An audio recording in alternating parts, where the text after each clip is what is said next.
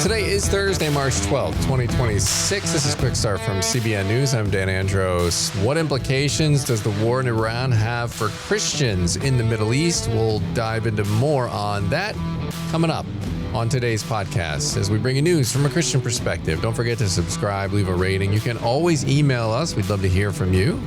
quickstartpodcast@cbn.org. That's our email address. quickstartpodcast@cbn.org. Joining me today to get through all the news of the day, CBN's Trey Phillips. A lot to get to as always. On the focus story, a Texas megachurch pastor's challenging couples. Pretty interesting, and like I said in a written story, an unorthodox way to achieve an orthodox outcome when it comes to marriage. So we'll get to the details here in a few minutes. All right, looking forward to that. Also on the main thing, I spoke with Dr. John Eibner, the president of Christian Solidarity International, and we know the work that they've been doing. We've been talking about it on this podcast. We're going to dive into that topic of how has this war impacted the Christians living in that area and around the Middle East. So all of that coming up and more on today's podcast. And with that, we're going to head now to the news in 90 seconds. And more details now are starting to come in on that failed terror attack in New York City. Federal investigators say those two young men drove from suburban Pennsylvania to New York City and threw a homemade explosive device near a protest outside Mayor Mamdani's residence there at Gracie Mansion.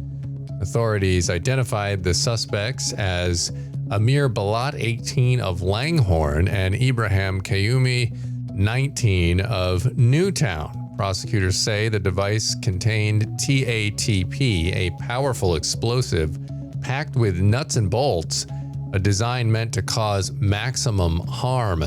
Dispatch records show 3 mysterious calls were made to law enforcement from Kayumi's family home in Bucks County just hours after the attack, though officials still don't know who made the calls or what was said. The suspects allegedly drove nearly 2 hours into Manhattan before throwing these devices towards police and the protests. That prompted a rapid response from the officers who moved quickly to arrest them. And one of them, there's a picture of him. It's a great picture. He's leaping over the fence, heading right at the suspect there. Both men are now facing serious federal charges, including attempts to support a foreign terrorist organization. That story and more can be found over at cbnnews.com. But Trey, this story is like hitting home for me. Billy was here the other day and we were talking about this, but both of these kids, their families I'm in Bucks County. This is where I'm at. One of those houses I actually drive by every day. When I'm bringing my kids to drop them off in the morning, I go right by their house. It's in a very nice neighborhood. It's a $2.2 million home. It's a 6,000 square foot home or something like that. And it just makes you wonder how in the world do people that are apparently doing really well, how does it turn into, I'm going to go and start terroristing all over the place? I mean, it's crazy. It just makes you wonder what else is lurking beneath the surface here. We're seeing now somebody had driven something into the White House the other day, ramming it in. Like, what are we going to see here? Is this going to calm down or are things going to escalate? It's getting pretty crazy out there.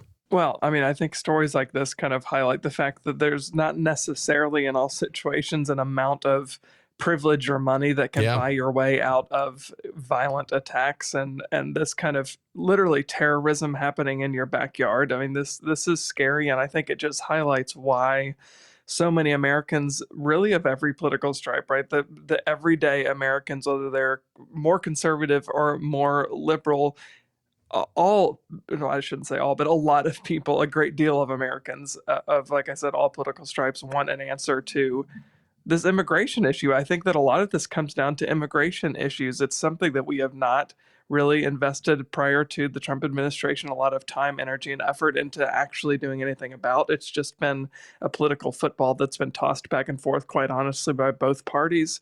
And now we're seeing an administration that's trying to do something about it. You know, you can make criticisms about their methodology and the ways that it's been handled, but I think that Trump, like I said, setting aside some of the policy decisions of how it's been implemented, I think Trump has most Americans in his corner about people wanting an answer to this immigration issue. And I think, again, stories like this just highlight why that's necessary. Yeah, absolutely. And we'll keep you posted on all the details as this story continues to unfold at cbnnews.com. All right. Going to go over to that focus story now. And as Trey mentioned there at the top, we have a pastor who's kind of challenging these couples to get married. So tell me about this pastor, who it is, and what they're urging these couples to do.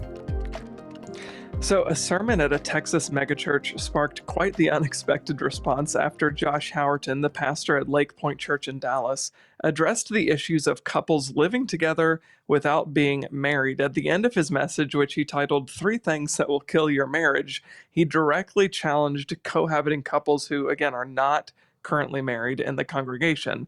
Howerton urged all those living together, having sex with one another, and even raising children that they had together outside of wedlock to reconsider their life choices and honor God by entering into a biblical marriage. He told them to, quote, put a ring on it and enter into a covenant. He emphasized that many couples were already acting like they were married, so they might as well go ahead and get married. And the challenge, of course, reflects broader trends. I think marriage rates in the United States are at 47%. I think 47% of couples living together are married, which is a significant shift over the last 40 years, when at that point, or 50 years, when at that point, I think it was around 66, 67% of couples living together were married. And again, now we're at under 50%. So we're trending in the wrong direction. And so what happened after he issued this challenge? Yeah, so the response was pretty dramatic. After hearing the sermon, actually 52 couples came forward to the front of the church to speak with a pastor and were seeking guidance about how can we actually get married. They came under conviction for it. And 2 weeks later, this past weekend, they met at the church with pastors there for counseling. They went through preparation to help them understand, okay, this is what you're actually choosing to do. This is a covenant before God. This isn't something you should do flippantly. You should do this seriously, soberly understanding what you're entering into. And ultimately, those couples participated in a joint wedding ceremony where all 52 pairs were married together in a shared celebration at the church. And Howerton later shared on his social media that many of those couples, or all of those couples, ultimately felt convicted to make the commitment of marriage, wanting to align their relationships with the faith that they all claimed to have. And one participant said that he and his fiance had actually been delaying marriage. And after hearing Howerton's sermon, he realized that the delays were all just silly excuses that really didn't amount to much. And the sermon, quote, lit a fire under them to move forward and do the right thing. And so what has the response been from people inside, outside church to this whole kind of challenge that he's issued?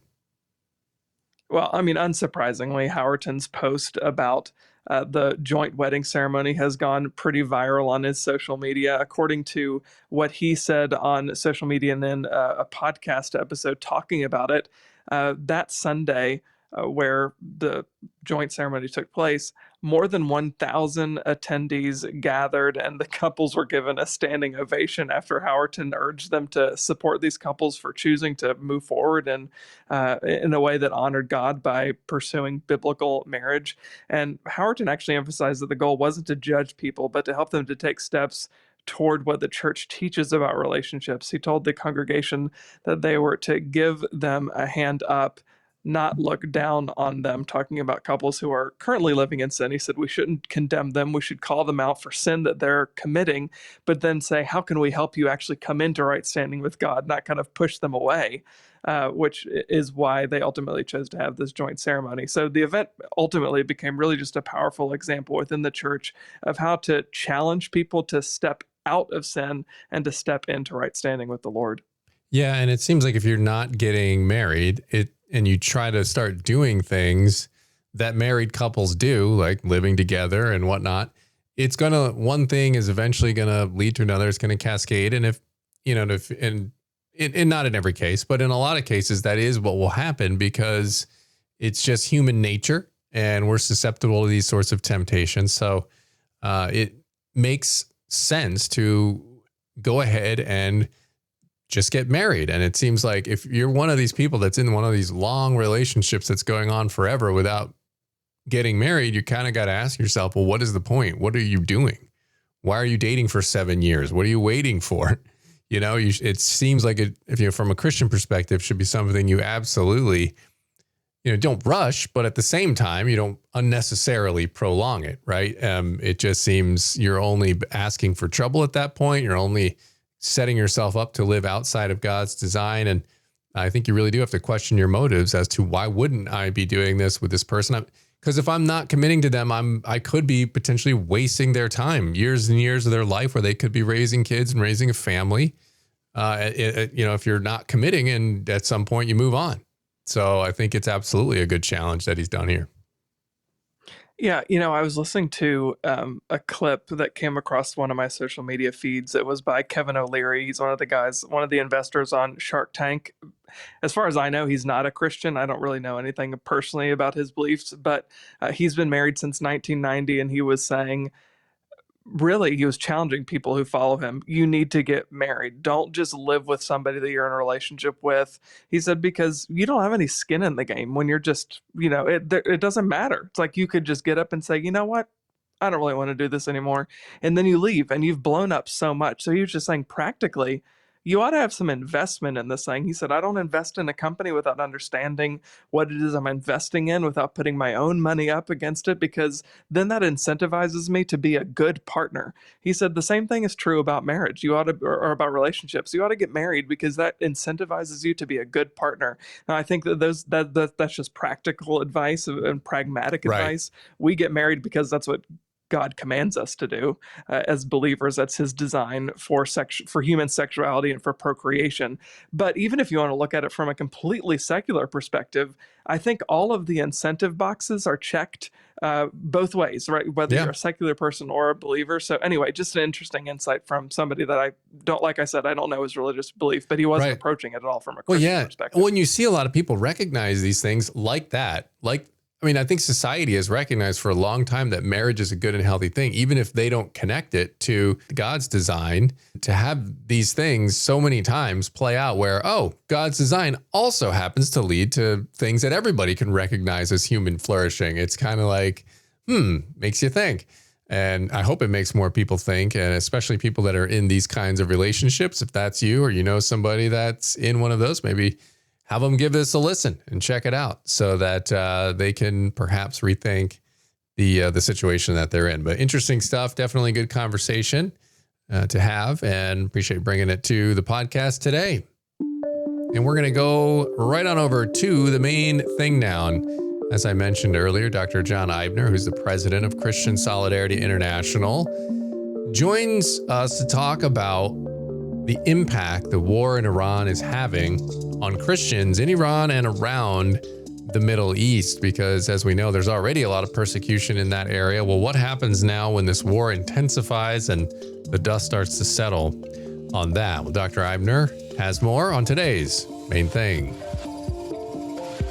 As the war involving Iran continues to escalate, most of the global focus has centered on military strategy and geopolitics, but behind the headlines are millions of ordinary people, including Christians inside Iran and across the Middle East, who may be facing new pressures and dangers as this conflict unfolds. What does this moment mean for believers living under the Iranian regime, and how might the spiritual and ideological motivations driving this conflict shape the future for Christians in the region? Joining us now to help unpack this and more is Dr. John Eibner, president of Christian Solidarity International, an organization they've spent decades advocating for persecuted Christians and religious minorities around the world. Dr. Eibner, thank you so much for joining us today. Appreciate it.